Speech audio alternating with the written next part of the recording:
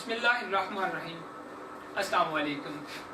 جس سہانی گھڑی چمکا طیبہ کا چاند، اس دل افروز سعادت پہ لاکھوں سلام۔ آپ دیکھ رہے ہیں خصوصی ٹرانسمیشن آمد مصطفیٰ، جس میں میں ہوں آپ کا میزبان پیرزادہ غلام حسین۔ جس بابرکت مہینے میں پیدا ہونے والے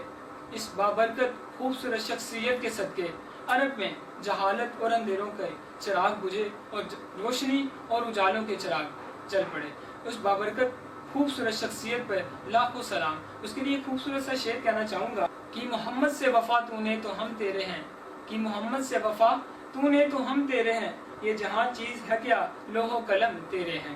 اسی کے ساتھ اپنے پروگرام کی جانب بڑھتے ہوئے اپنے مہمان خصوصی کا آپ کو تعارف کرواؤں گا، جو ساہیوال کی معروف شخصیت ہے اور کسی تعارف کے محتاج نہیں ہے۔ صاحبزادہ ڈاکٹر پروفیسر سید حذیفہ بخاری، صدر شباب اہل حدیث پاکستان، مدیر جامعہ بدر الاسلام، آج ہمارے ساتھ مہمان خصوصی کے طور پر پروگرام میں شامل ہیں اسٹوڈیو میں۔ تو ان کو سب سے پہلے ویلکم کرتے ہیں۔ خوش آمدید سر، بہت زیادہ شکریہ اپنے قیمتی وقت میں سے جو اپنا ایک قیمتی ٹائم نکالا۔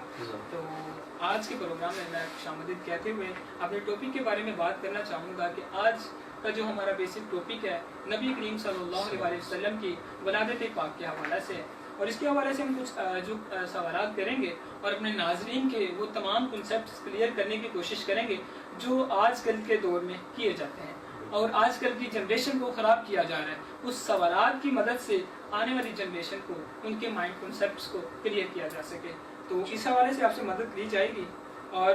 آج کا جو ہمارا سب سے پہلا سوال ہے سر، وہ ہے نبی کریم صلی اللہ علیہ وسلم کی آمد سے پہلے عرب کی کیا حالت تھی اور کیا صورتحال تھی؟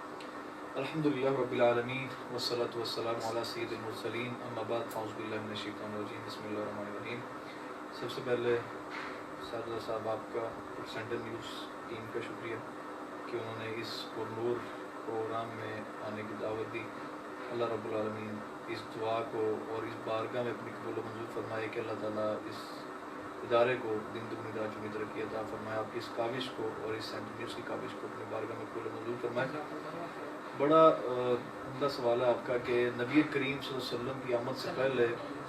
عرب کے حالات کیا تھے کہ ایک نبی کے بھیجنے کی ضرورت پیش آئی اللہ تعالیٰ۔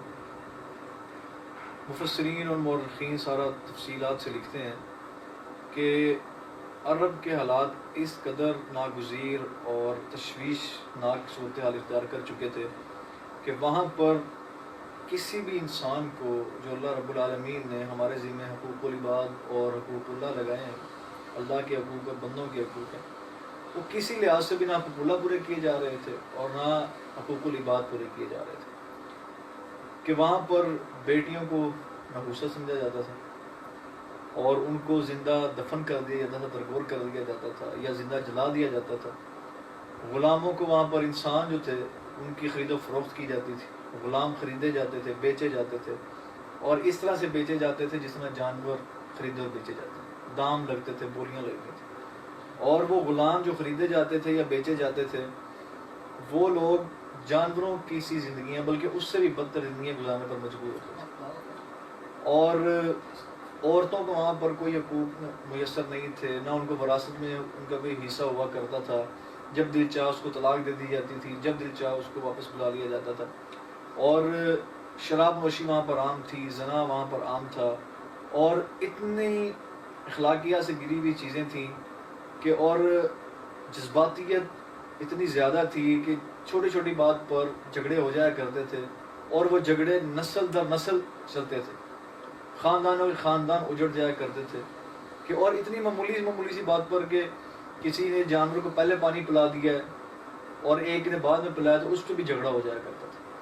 تو نبی کریم صلی اللہ علیہ وسلم کو اللہ رب العالمین نے یہ شان عطا کر کے بھیجی کہ آپ کو اللہ نے وما ارسلناک الا رحمۃ للعالمین، آپ کو اللہ تعالیٰ نے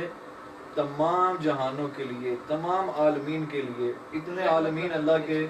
کہ جن کا شمار نہیں ہم کر سکتے۔ ہمیں تو انسانوں کے عالمین کے، جانوروں کے عالمین، اس عالم کا پتہ ہے ہمیں، دنیا کا، زمین جس کو ہم کہتے ہیں پورا ایسا، اللہ کے پتہ نہیں کتنے عالمین ہیں جس کا ہم شمار نہیں کر سکتے، پتہ بھی نہیں ہے کتنے عالمین۔ تو اللہ نے ان تمام عالمین کے لیے آپ کو رحمت بنا کر بھیجا، صرف انسانوں کے لیے نہیں۔ پھر آپ نے آگے جانوروں کے حقوق مقرر کیے، عورتوں کے حقوق مقرر کیے، بیٹیوں کے بارے میں فرمایا کہ یہ اللہ کی رحمت ہے، غلاموں کے حقوق مقرر کیے کہ جس طرح خود کھاؤ وہی انہیں کھلاؤ، جیسا خود پہنو وہی انہیں پہناؤ۔ تو آپ سب کے لیے رحمت بن کر آئے. پہلے یہ معاملہ بے شک. اچھا جو ہمارا نیکسٹ کوشچن ہے وہ آپ صلی اللہ علیہ وسلم کی ولادت پاک کے حوالے سے ہے کہ ربیع الاول کا بابرکت مہینہ جیسے شروع ہو جاتا ہے تو اس کا استقبال کرنے کا ایک صحیح طریقہ کار کیا ہوتا ہے اور استقبال کس طرح سے کیا جا سکتا ہے اور کس طرح کرنا چاہیے, یہ تھوڑا سا تفصیل کیجیے گا. لیکن نبی کریم صلی اللہ علیہ وسلم کی آمد جو ہے نا, اللہ رب العالمین اس کو قرآن مجید میں ارشاد فرماتے ہیں کہ میں نے آپ کو کن کن چیزوں کے ساتھ بھیجا اس دنیا میں. ایک تو رحمت للعالمین آپ کو بنا کے بھیجا, دوسری جگہ پہ اللہ ارشاد فرماتا ہے وما ارسلناک الا رحمت للعالمین کے بعد آتا ہے وما ارسلناک الا شاہدا ومبشرا ونذیرا وداعیا الی اللہ باذنہ وسراجا منیرا, کہ آپ کو ہم نے شاہد بنا کر, مبشر بنا کر, بشارت دینے والا, خوشخبریاں سنانے والا. اور جو لوگ اللہ کے انعامات, اللہ کی خوشخبریاں سن کر بھی اللہ کی طرف نہیں نہ آتے, تو آگے جا کے فرمایا ونذیرا, اور ان کو پھر اللہ کے عذاب سے, اللہ کی سختی سے ڈرانے والا بھی بنا کر دیتے. وداعیا الی اللہ باذنہ, اللہ کے حکم کے ساتھ اللہ کی طرف دعوت دینے والا بنا کر بھیجا. وسراجا منیرا, بڑا خوبصورت اللہ نے لفظ استعمال کیا آگے جا کے کہ ان لوگوں کو ظلمتوں کے اندھیروں میں سے نکالنے کے لیے, ان لوگوں کو تاریکیوں میں سے نکالنے کے لیے آپ کو روشن چراغ بنا کے بھیجا کہ ان کو روشنی دیں, ان کو لا لا کر آپ ایمان کے نور میں لا کر کھڑا کر دیں. تو اس حوالے سے نبی کریم صلی اللہ علیہ وسلم کی آمد کی جو خوشی ہے وہ اس طرح منائی جاتی ہے کہ ہم لوگ نبی کریم صلی اللہ علیہ وسلم کے اسوہ پر چلیں اور سیرت کو فالو کرنے کی کوشش کریں, اور اس لحاظ سے منانے کی کوشش کریں کہ ہماری مشابہت کسی دوسرے لوگوں کے ساتھ نہ ہو. ہم لوگ منفرد ہیں, ہمارا دین ہے ایک, ہم ایک دین کو پیروکار ہیں, ایک سنت کو پیروکار. لقد کان لکم فی رسول اللہ صلی اللہ علیہ وسلم, ہمیں ہر چیز میں نبی وسلم کی سیرت کو فالو کرنا ہے. تو ہمیں وہ کردار رکھنا چاہیے جو نبی کریم صلی اللہ علیہ وسلم کا کردار تھا کہ آپ اپنی ولادت کے حوالے سے کس طرح منایا کرتے تھے, صحابہ کرام آپ کے آنے کی خوشی کس طرح منایا کرتے تھے. تو ہمیں اس کی فضیلت اور اس کو منانے کا جو طریقہ کار ہمیں ادھر سے لینا چاہیے, نہ کہ کسی اور طریقے سے لینا چاہیے جس سے ہماری دوسرے مذاہب کے ساتھ مشابہت ہوتی ہے. انشاءاللہ بہت ہی خوبصورت عمدہ جواب دیتے ہیں آپ. اللہ تعالیٰ اس جواب میں اور برکت پیدا کرے اور اس سے جو سننے والے ہمارے سامعین ہیں اور دیکھنے والے ناظرین ہیں ان کے لیے آسانیاں پیدا کرے اور ان کے جتنے بھی کنسیپٹس نان کلیئر ہیں ان کو کلیئر کرے. تو اگلا جو سوال کروں گا کہ ولادت پاک کا صحیح جو اس کی خوشی منانے کا طریقہ کار کیا ہے, کہ ہمارے جو صحابہ کرام تھے, صحابہ رضوان, وہ کس طرح سے آپ صلی اللہ علیہ وسلم کی آمد کی خوشی منایا کرتے تھے ہر سال. دیکھیں یہ بالکل بڑا اچھا سوال ہے, اور یہ میرے پچھلی سوال کے جواب میں جو جواب دیا تھا اسی سے آپ نے سوال نکالا, مجھے بڑا اچھا ہے کہ یہ بڑا موجودہ دور کے لحاظ سے بڑا اہمیت کا حامل سوال ہے کہ نبی کریم صلی اللہ علیہ وسلم کے دور میں جب یہ ربیع الاول کا مہینہ آیا کرتا تھا تو نبی صلی اللہ علیہ وسلم کس طرح سے اس کو سیلیبریٹ کیا کرتے تھے یا منایا کرتے تھے, یا اس کی خوشی کا اظہار کس طرح کیا کرتے تھے, یا صحابہ کرام کس طرح سے ان کی خوشی کا اظہار کیا کرتے تھے. لیکن نبی کریم صلی اللہ علیہ وسلم کی اس سیرت جو ہے نا, اسوہ ہے, وہ ہمارے لیے مشرح ہے اور ہمارے لیے ایمان کی کسوٹی ہے. لقد کان لکم فی رسول اللہ صلی اللہ علیہ وسلم, تمہارے لیے سب سے بہترین اسوہ کسی کا ہے تو وہ رسول اللہ صلی اللہ علیہ وسلم کا اسوہ. اور یہ اسوہ اتنا کامل ہے کہ آپ زندگی کے کسی بھی موڑ پر ہوں نا, کسی بھی مرحلے پر ہوں, آپ کو نبی کریم صلی اللہ علیہ وسلم کی سیرت نظر آئے گی. آپ استاد ہیں تب آپ کو نبی صلی اللہ علیہ وسلم کی سیرت نظر آئے گی کہ آپ نے دار ارقم میں اور صفہ میں نبی صلی اللہ علیہ وسلم نے استاد بن کر صحابہ کی تربیت کی. آپ شوہر ہیں تو امہات المومنین کے شوہر کا کردار آپ کو نظر آتا ہے. آپ نانا دادا ہیں, حسنین کریم کے نانا جان کا کردار آپ کو نظر آتا ہے. آپ باپ ہیں تو فاطمہ سلام اللہ علیہ کے بابا کا کردار آپ کو نظر آتا ہے. آپ سپہ سالار ہیں تو غزوات نبی صلی اللہ علیہ وسلم کی گزرے ہیں اس میں. تو ہر جگہ یعنی کہ آپ کو نبی صلی اللہ علیہ وسلم کا کردار نظر آتا ہے. اور اس موڑ پر بھی ہمیں نبی صلی اللہ علیہ وسلم نے تشنا نہیں چھوڑا کہ آپ نبی کریم صلی اللہ علیہ وسلم کی سیرت تھی کہ آپ نفلی روزہ رکھا کرتے تھے, اور عموماً سوموار کے دن کا روزہ, پیر کے دن کا روزہ آپ رکھتے تھے. اور اس دن کے حوالے سے نبی صلی اللہ علیہ وسلم کی حدیث ہے, نبی نے فرمایا کہ میں اس دن روزہ رکھتا ہوں کہ اس دن اللہ نے مجھے اس روئے زمین پر اتارا تھا اور میں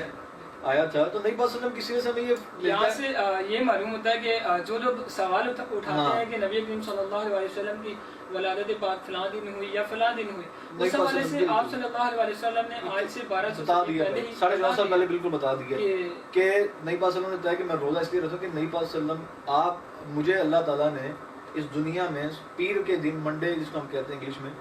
منڈے کے دن, پیر کے دن یا سوموار کے دن مجھے اس دنیا میں بھیجا تھا. تو یہاں ثابت ہوتا ہے کہ نبی صلی اللہ علیہ وسلم اس چیز کو بتایا کرتے تھے. اور صحابہ کا طرز عمل کیا ہوا کرتا تھا کہ وہ بھی اسی سنت کو فالو کیا کرتے تھے. اور نبی کی آمد کی خوشی تو اتنی زیادہ ہے کہ جب آپ ہجرت کر کے آئے جب مدینہ شریف میں, تو مدینہ کا پہلے نام یثرب ہوا کرتا تھا. بعد میں نبی پاک صلی اللہ علیہ وسلم کے نام پر مدینہ تو رسول یعنی کہ نبی پاک صلی اللہ علیہ وسلم کے شہر کا اس کو نام دے دیا گیا. اور جب وہ آ رہے تھے اور انٹر ہونے لگے تھے تو لوگ بچے وہاں پر طلع البدر علینا, ٹھیک ہے, یہ سارا پڑھ رہے تھے کہ آج 14ویں کا چاند طلوع ہو گیا. تو نبی پاک صلی اللہ علیہ وسلم کی شان میں آپ نعتیں پڑھیں, قصیدے پڑھیں, ان کے نام کی محفلیں لگائیں, ٹھیک ہے, ان کے نام کے آپ جلسے کریں, ان کے نبی پاک صلی اللہ علیہ وسلم کی سیرت کے حوالے سے لوگوں کو آگاہ کریں. اور ایک چیز جو آپ کے پروگرام کی وسادت سے اور آپ کے یہاں کی وسادت سے میں بتانا چاہتا ہوں کہ خدا را ایسی چیز ہرگز نہ کریں, ان خاص کر ان موقعوں پر, کہ جس سے آپ کی مشابہت کسی غیر مسلموں کے طور پر, جس طرح ہمارے یہاں یہ عجیب معاملات ہوتے ہیں کہ پہاڑیاں لگا لی جاتی ہیں یا اس پہ پھر سونے پہ سہاگا یہ ہوتا ہے کہ میوزک لگایا جاتا ہے, ڈانس کیا جاتا ہے. ہمیں ہمارے دین نے اجازت نہیں دی, ٹھیک ہے. اور دوسری چیز یہ ہے سب سے بڑی بات وہاں پہ شکل و شبہات جو ہوتی ہے اسے بھی چینج کیا جاتا ہے. بالکل شکل و شبہات بھی چینج جاتا ہے. پھر بے پردگی ہوتی ہے, لوگ خواتین کو لے کے نکلتے ہیں, بے پردگی وہاں پر ہوتی ہے, بے حیائی ہوتی ہے, پھر آپ نے میوزک وہاں پہ لگایا جاتا ہے. بھی نہیں بلکہ پوری فیملیز کے ساتھ یہ بہت بڑا المیہ ہے, فنکشن کے طور پہ استعمال کیا جاتا ہے. یہ بہت بڑا المیہ ہے. اور دیکھیں یہ جو پہاڑیاں لگانا, یہ اس طرح کی چیزیں کرنا, یہ کرسچنز اصل میں کرسمس کے موقع پر یہ کرتے تھے. اور ہم نے ان چیزوں کو ہم نے ان چیزوں کو اڈاپٹ کر کے کر لیا. تو ان چیزوں سے یہ میں ناظرین کو بتانا چاہتا ہوں, سامعین کو, کہ ان چیزوں سے ہم نے بالکل اجتناب کرنا. یہ نبی کی محبت نہیں ہے. معذرت کے ساتھ, نبی کی محبت یہ ہے کہ صرف نعرے لگا لینا یا ان کی خوشی میں یہ ناچ گانا کرنا, یہ نہیں ہے محبت. محبت یہ ہے کہ سیرت آپ منائیں اس طرح سے کہ آپ لوگ نبی کی سیرت کو فالو کرنے کی کوشش کریں. محبت یہ ہوتی ہے آپ لوگ ان چیزوں کو فالو کریں جو نبی صلی اللہ علیہ وسلم نے بتائی ہیں, ان چیزوں سے ہٹ جائیں جسے روکا ہے. تو صرف نعرے لگا لینے سے یا جلوس نکال لینے سے یا جلسے کر لینے سے یہ نبی کی محبت ثابت نہیں ہوگی. جب تک آپ اس پہ آپ رات کو ساری رات آپ جلسے کرتے رہیں اور صبح اٹھ کے آپ فجر کی نماز بھی پڑھیں, پوری طرح امپلیمنٹ کرنا پڑے گا جس طرح ہمارے پیارے نبی صلی اللہ علیہ وسلم کر کے دکھایا, ہر چیز کر کے دکھائی. صحیح ہو گیا. اچھا, پروگرام کا وقت بھی اختتام کا ذریعہ ہوا چاہتا ہے, تو آخری میں جو سوال کرنا چاہوں گا یہ امپورٹنٹ سوال ہے, ربیع الاول کی کیا فضیلت ہے, اس کو کس نظریے سے دیکھا جائے, اس کو کس نظریے سے دیکھنا چاہیے, یہ تھوڑا ایکسپلین کیجیے. دیکھیں اللہ تعالیٰ نے نا ہر چیز کو الگ الگ فضیلت دی ہے. جس طرح جمعے کے دن کو یوم سردار کہا گیا ہے دنوں کا, ہفتے کے دنوں کا, پورے ہفتے کے دنوں کا. اسی طرح رمضان المبارک کو ایک الگ فضیلت حاصل ہے, ٹھیک ہے, پورے سال کے سردار کا قرار دیا گیا. 12 جو ربیع الاول ہے, اس حوالے سے اس کی فضیلت یہ ہے کہ اس ماہ کے اندر اللہ رب العالمین نے, اگرچہ مفسرین کا یا محققین کا اس بارے میں اختلاف ہے کہ ڈیٹ کیا تھی, 9 تھی, 12 تھی, 11 تھی, اس چیز کو بھی پیچھے چھوڑ دیں. علماء کرام کے نزدیک چینج ہے, مگر جو زیادہ اکثریت ہوتی ہے وہ 12 کی ہے یا 9 کی ہے. تو میں اس بحث میں نہیں پڑھنا چاہتا. میں پورے ربیع الاول کے حوالے سے آپ کو بتا دیتا ہوں کہ دیکھیں کہ وہ مہینہ ہے, ربیع الاول کے مہینے میں تو سارے متفق ہیں کہ اس میں کسی کا اختلاف نہیں ہے کہ کسی اور مہینے میں ولادت ہوئی تھی. ربیع الاول کے مہینے میں نبی پسند کی ولادت ہوئی. تو اس کی فضیلت اس لحاظ سے ہے کہ اس مہینے کے اندر اللہ رب العالمین نے اس انسانیت کو وہ شخصیت دے دی تھی کہ جو اتنی کامل تھی, اتنی مکمل تھی, اتنی جامع تھی, اور اس کو شریعت اتنی کامل دے دی گئی تھی کہ اس کے بعد اللہ نے نہ تو ضرورت محسوس کی کہ کوئی اور پیغمبر آئے, نہ اتنی کیونکہ کامل تھی کہ اللہ نے نہ ضرورت اللہ تعالیٰ کو محسوس ہوئی کہ کسی اور نبی کو بھیجا جائے یا کوئی اور شریعت لے کر. نبی پاک صلی اللہ علیہ وسلم اتنے کامل ہستی تھے, اتنی مکمل سیرت کے ساتھ آئے تھے, اتنی مکمل شریعت اور کتاب لے کر آئے تھے کہ اس کے بعد کسی اور کی ضرورت ہی پیش نہیں آتی. آپ قرآن پاک اٹھا کے دیکھ لیں, پہلے صفحے سے آپ شروع ہو جائیں, آخری صفحے تک چلے جائیں, سورہ الفاتحہ سے شروع ہو جائیں, سورہ ناس تک چلے جائیں, آپ پڑھتے جائیں, یقین جانے دنیا کا کوئی ایسا پرابلم, دنیا کا کوئی ایسا مسئلہ نہیں ہے جو قرآن پاک میں ڈسکس نہ ہوا, اور اس کا سلوشن موجود ہے. حقیقت ہے ایسے ہی ہے, تمام مسائل جتنے بھی ہیں وہ اس میں قرآن مجید تبھی بیان کر دیے گئے جو ہمیں اب لگتا ہے کہ ہماری ریالٹی ہے. ہمیں ایسے لگتا ہے کہ ہماری لائف جو ہے نا, جو کرنٹ لائف ہے وہ اس کے اندر جا رہی ہے, اور یہاں پہ کہا جاتا ہے کہ تم لوگ گناہ کرو گے, پھر تم لوگ توبہ کرو گے, پھر تم لوگ پھر گناہ کرو گے, پھر توبہ کرو گے. اور حقیقت ہے کہ ہم اسی طرح ہی کر رہے ہیں. کامل ترین کتاب ہے, اسی لیے اللہ نے, دیکھیں ایک چیز اگر بالکل کمپلیٹ آ جائے نا تو آپ کو ضرورت ہی نہیں آتی کہ یار اور چیز ایڈ کریں اس کے اندر. اسی لیے اللہ نے نبی کریم صلی اللہ علیہ وسلم کو آخری نبی بنا کر بھیجا کہ آپ کے بعد کسی کی ضرورت ہی نہیں، ٹھیک ہے، اور کتاب اتنی کامل دے دی کہ اس کی بعد کسی اور کی ضرورت ہی نہیں ہے۔ تو یہ فضیلت ماہ ربیع الاول کو ملی کہ اللہ نے اس کا انتخاب کیا کہ اس مہینے کے اندر ایسی شخصیت کو بھیج دیا جس نے آ کر انسانیت کو کہاں سے کہاں لا کر کھڑا کر دیا، اور اتنی اللہ تعالیٰ نے پروٹوکول عطا فرما دیے کہ آپ دنیا میں بھی اس کی سیرت پہ چلیں گے تو کامیاب ہیں، اور اگر چلتے رہیں تو آخرت میں جا کے بھی آپ شافع محشر ہیں نبی کریم صلی اللہ علیہ وسلم۔ کسی اور کو جب سب کو اپنی پڑی ہوگی، ہر بندہ یہ کہہ رہا ہوگا یا ربی نفسی یا ربی نفسی، کہ یا اللہ میرا نفس مجھے بچا لے، یا اللہ میں کسی اور کی نہیں چھپاری، صرف ایک بندے کی پکار اٹھے گی یا ربی امت، وہ نبی کریم صلی اللہ علیہ وسلم، جن کو جو کہیں گے یا اللہ میری امت، مجھے کسی کی اور سوال، اپنا سوال بھی نہیں، کہا میری امت، یا اللہ میری امت کو بچا۔ تو اس مہینے کو فضیلت حاصل ہے کہ اس مہینے کا اللہ نے انتخاب کیا، اور یہ اللہ کی منشا سے ہی ہوتا ہے سب کچھ، اللہ نے انتخاب کرنا ہوتا ہے، چاہے وہ کسی انسان کا انتخاب ہو، چاہے وہ کسی مہینے کا انتخاب ہو، کسی دن کا انتخاب ہو، یہ اللہ کے منتخب کردہ چیزیں ہوتی ہیں اور اللہ کے فیصلے ہوتے ہیں۔ بہت شکریہ، بہت ہی عمدہ اور خوبصورت گفتگو کر رہے تھے آپ، مگر پروگرام کا جو اب اختتام پذیر ہوا جاتا ہے، تو آج ہمارے مہمان خصوصی جو ڈاکٹر صاحبزادہ پروفیسر سید حذیفہ بخاری صاحب تھے، تو آپ کا بہت زیادہ شکریہ ادا کرتا ہوں کہ آپ نے اپنا قیمتی وقت جو ہے نکالا ہمارے سامعین کے لیے، ہمارے ناظرین کے لیے، اور جو ان کے موجودہ کرنٹ کوشچن سے اور جو کنسیپٹس کلیئر نہیں تھے ان کو کلیئر کرنے کی کوشش کی۔ امید کرتا ہوں کہ آپ لوگوں کو یہ پروگرام بہت اچھا لگا ہوگا، اور اسی کے ساتھ مجھے دیجیے اجازت، انشاءاللہ حاضر ہوں گے اگلے پروگرام میں، تب تک کے لیے اللہ نے کی بات۔